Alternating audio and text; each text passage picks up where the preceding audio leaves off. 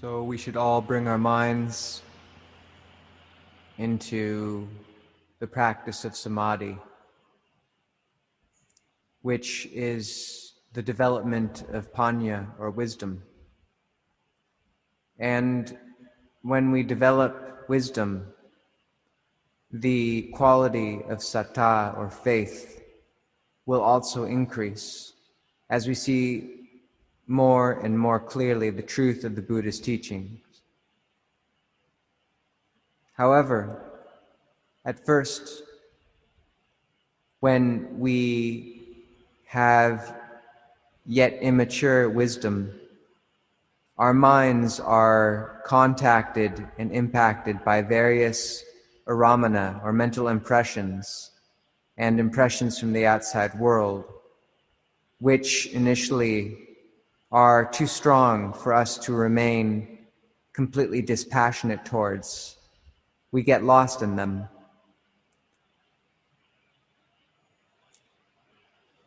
So these mental impressions and sensory impressions are effectively another way of talking about, at least in their especially strong form, the things that happen to us in the world, the crises we may encounter. In Sydney, one supporter of the monastery had her husband encounter a crisis where he was severely burnt all throughout his body, to the point where his skin was peeling and flaking off of his legs, arms, and hands and feet. And the wounds, the burns, were so bad that the pain was near unbearable and constant over his entire body. His heart was unable to remain calm in the midst of this, and he found himself frustrated and angry at the situation his life had brought him to. However, he was lucky enough to hear Dhamma, to encounter the teaching of the Buddha. And little by little, although his body still was in great pain, his heart became cooler and changed. He understood more and more in terms of right view that what pain and tragedy he was encountering now was in reality the result of karma he had made in previous lives, in previous times. And the knowledge of this fact brought his mind to a level of ease and acceptance of the situation. This element of right view, that we are the inheritors of our karma, is what we chant every day as we chant the words of loving kindness. The final recollection is that beings are the owners of their karma, heir to their karma. Whatever karma they do, be it for good or for ill, of that they will be the heirs. And if we bring the lesson and insight of this chant into our hearts and truly think about it, then when pain and suffering arise in our lives, we will be able to contemplate and make the heart calmer, because we will see with wisdom the truth that we are experiencing simply the causes which we have, or the effects whose causes we have previously sowed in our lives. If we don't understand such tragedy and pain as our own inheritance and doing at some level, then that anger may carry through life after life. One life might hurt another being, and then in the next, they might hurt us. And in this way, the bonds of hatred carry us from life to life, even past the threshold of death. Such karma or momentum does not end when we are unable to see through it. However, if we do see clearly, we understand that the tragedy and pain we experience is due to past karma, and so we become very careful to not make further bad karma within this life. We rather try to do good, to purify the mind and strengthen the heart. Every day, a practitioner who understands this works to think, speak, and act only in good ways. And they may come to this understanding in deeper and deeper levels by contemplating this simple teaching that we chant, bringing it into their hearts, that if we experience suffering, it can be traced to our own past actions. And such an understanding allows us to accept and understand even great pain. If we do not have such understanding, then when tragedy arises, both the heart and the body suffer. This can be seen clearly in the case of this man in Sydney, Australia.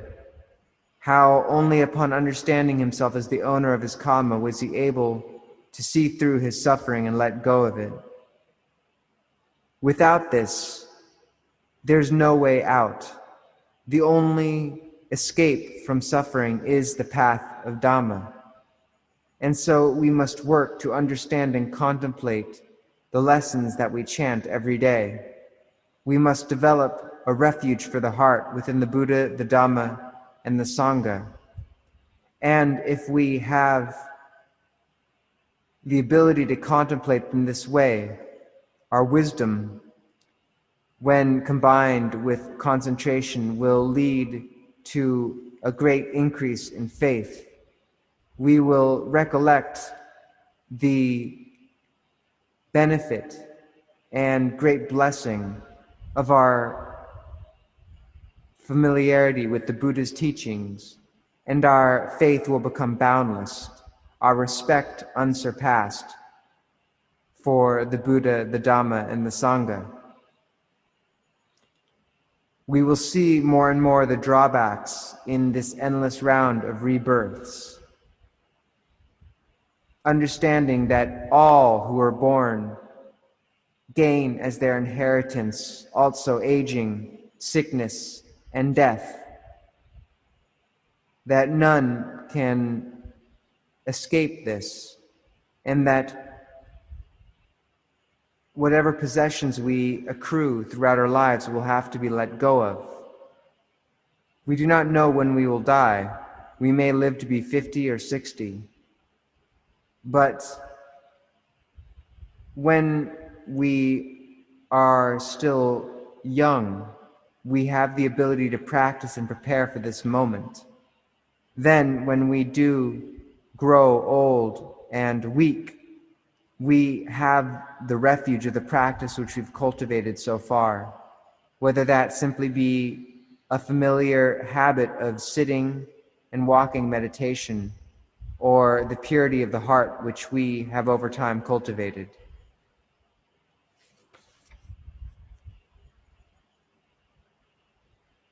So sometimes at the beginning of practice we yet do not have wisdom, but we experience little by little the benefits of the Dhamma practice, and we learned to accept what challenges and pain come our way by seeing the benefit of looking at things in terms of the Dhamma. as practitioners, sometimes we develop the practice well. Sometimes our samadhi gathers into a good state of calm, and sometimes it does not. Regardless, we continue to put forth effort. It takes time, and yet we continue to practice through long periods and short. Sometimes in order to experience true calm, it can take a long, sustained period of practice, perhaps 4 to 7 hours, until the mind becomes still enough to see clearly the qualities of suffering, impermanence, and not self. Sometimes a standard session of practice of 2 to 3 hours is simply not enough. Rather, we must keep our mindfulness continuous over a long period. It is as if our minds were a dirty garment which we were soaking in some sort of detergent. We would have to soak it for a long time before the stains were removed.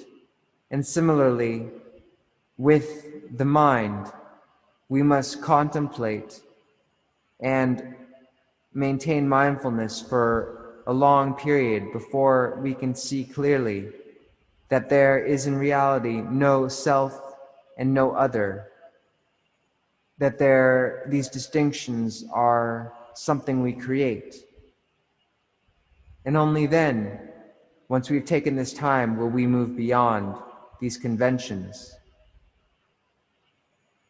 At first, however, the basis of our practice is in a sense of self, in terms of keeping good morality. We want to cultivate an ethical self. And similarly, we use and hold to a belief in karma. When we have samadhi, or right view in this way, we see correctly, and the practice and faith develop.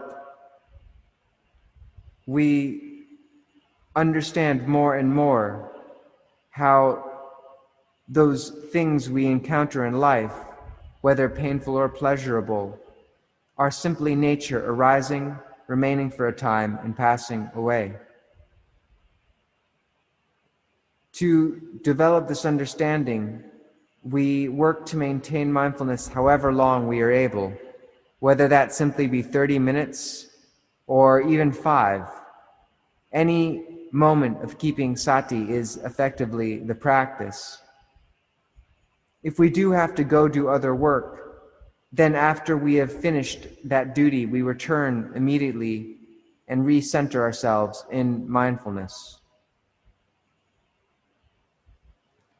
For example, we may do work on various things in the monastery.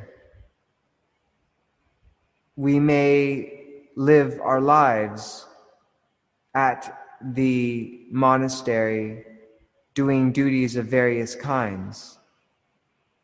And as we do these, we can use our surroundings to direct our minds back time and again to the recollection of the Buddha, the Dhamma, and the Sangha. For example, the chedi or stupa which we are constructing in the monastery now is one support for the recollection of the Buddha. Thinking of it brings to mind his teaching and himself. And this is of extreme benefit. Some people work a great deal, but if they think and recollect their good deeds repeatedly, then this brings the mind to higher and higher states, and it is a form of practice to recollect one's good deeds. However, though we might work to do good, we should not work too much, but rather maintain a balance of practice and work. And only then will we maintain the inner resources to continue to do good. Similarly, this work can take many forms. In addition to regular duties in the monastery, we may learn and develop a craft such as carving, sculpting, clay, sand, stone. And this is of extreme benefit as well. It's a recollection of the Buddha, the Dhamma, and the Sangha. But once again, we must achieve a balance. So as we work and do good throughout our day, we should regularly aditan, or determine that the barmi, or goodness and spiritual qualities which we are developing, will be devoted towards awakening. And this determination will help our minds develop the loving kindness, the metta of the Buddha and his spiritual perfections will hold us and bring us closer and closer to realization. So once again,